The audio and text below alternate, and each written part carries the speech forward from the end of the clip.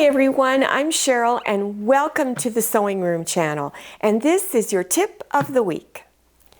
Here is a ruffle that I've added to this pillow. Now this ruffle is really easy to make as far as this edge right here. So I'm going to show you how I went through doing this, but I'm also going to give you some suggestions on how to add other colors to this piece of fabric. Your fabric piece for the front of the ruffle is narrower than the fabric piece that's on the back because it's going to wind up showing onto the front also. So in this example, this was 2.5 inches wide and this is 4.5 inches wide. You can have different widths. They don't all have to be like this. So then you would just stitch them together, press the seam, then fold it in half like this and press it again. And when you turn it over, it looks like this. Now this little edge right here is wider than the example of the one on the pillow. Another way of doing this is to use 3 different fabrics. So you'd have this one maybe 2 inches, your next one just a narrower piece, maybe just 1 inch, and then make sure the one on the back is bigger than all of these fabrics so that when you fold it in half, you would have 3 colors showing and not just 2. If you don't want that kind of ruffle, you just want a regular old ruffle, then I recommend you cut a wide strip any width you want and fold it in half and press. And then do your stitching to gather the ruffle up. Now keep this in mind. When you are doing your stitch, you want to do a basting stitch. Set your basting stitch to, if you want a lot of gathering, set your stitch longer. If you want just a little bit of gathering, set your stitch shorter, but don't have it too short because then it's not going to gather at all. So for this example, I selected a length of 5. Remember, if you want a lot of gathering, you need to make it longer than that. So because you're making a long ruffle, you want to do 2 rows of basting stitches. Before you start stitching, make sure you leave a long tail of thread. I forgot to do that on this one row. At least there's a little bit. Because the thread here is what you're going to hold on to as you gather. So to gather it up, you pull on the top 2 threads and push against it. Now remember, the shorter the stitch makes it harder to gather up. If the stitch is longer, it will be much easier to gather up. Now the reason why you do 2 rows, if your ruffle is really long, it's going to twist and it's going to be difficult to lay it down. So you need a lot of pins to hold it down because it's just rolling around all over the place. This is cotton batting and it's used in quilts, and you can also use it in other kitchen items such as oven mitts, pot holders, things like that. Lots of times I have scraps left over of my cotton batting and I don't want to throw it away because it does add up after a while. It's expensive. So I'll take my scraps, cut the edges straight, put the pieces together and do a zigzag stitch and create a piece big enough for whatever it is I'm working on. So you can see on this one I have a lot of different pieces. So if I want to just make a quick pot holder, I don't have a piece big enough, I'll stitch a lot of these things together.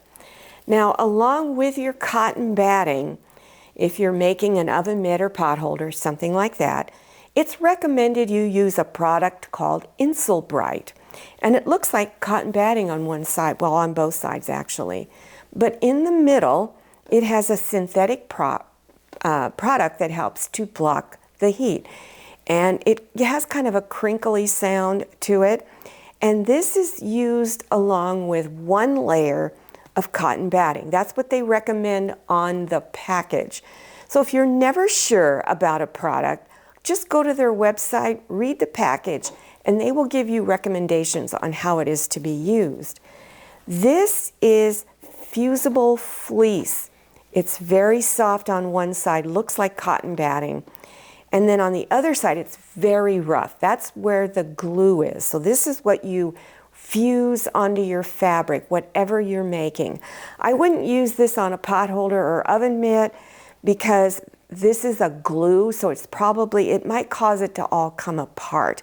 So I don't recommend you use it for something like that. A lot of people love this. They use it on their quilts, everything they make. For some reason, I don't care for it as much, but everybody's different. Always use what you are comfortable with. This is fusible interfacing. There are also interfacings that are not fusible. So the fusible means it's got glue on one side. It's usually kind of rough or very shiny. And just again, follow package instructions. So you will see fusible interfacing that's in a really lightweight, that usually goes in clothing like cuffs and collars. And then here's another product that is foam. This is fusible foam. Again, it's got glue on one side and it's very soft on the other side. And I'll show you in a moment what I use the foam in. And then you have your polyester batting. This is used in quilts. I like using this extra loft batting because it's real fluffy, real thick in baby quilts. That's what I make most of my baby quilts out of. I just love it. I also made my dog's vest using this on the inside. It's real fluffy. Now let me show you the purse that I used. This is a tote bag and it's got foam everywhere in it. So all along the edges, in the front, it's even got foam in the handles. Now foam is not the easiest product to work with. It takes a lot of maneuvering to get it to go in the direction that you want to do because there's absolutely no stretch in that. So when you're going around the corners and stitching, when you're done, you need to make sure you clip those corners, little slits going in towards that stitch line so that this will come out correctly. Now this is a pattern for a dog bed and a vest and a leash packet. And this is Quick Sew R10862 in case you want to get it. But if you're just want to make the dog bed, you don't need to buy a pattern. All you need to do is make a big circle. Now you need to kind of measure your dog to see, or measure their existing bed to see how big you want to make it. And you cut out a circle that will accommodate that. Now in this pattern, they recommend you make an inner pillow. So it's just like buying a regular pillow form for your sofa and you're going to make a slip cover to go over that. It's the same thing. That's all this is. It's a slip cover pillow. So your pillow form you make, so use any fabric you want and you stuff it with whatever they recommend on your pattern and you stitch that inner pillow closed.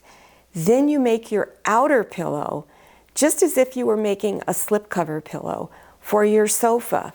The back side, the fabrics overlap each other. So all you need to do is pull them apart and insert your inner pillow. Well, I hope you enjoyed this tip of the week and that you've learned something new. Now, if you're interested in any projects that have something like this on it, then I've got projects listed below that you can review and it'll give you a lot more information. So you want to scroll down to the description section below your screen. When you see the word More, click on it and that section will expand open and you will see all of those links. Also, don't forget to follow me on Instagram. Make sure you check out my Facebook page. Thank you so much for watching. I'll see you next time and happy sewing. If you like the Sewing Room channel, one of the best ways to show your support is to subscribe by clicking on that red subscribe button and give this video a thumbs up. And don't forget to click on share to share this video with your friends. And make sure you click on the bell so you receive notifications for all my new videos. I'm Cheryl, this is Manny, and this is Scotty. See you next time.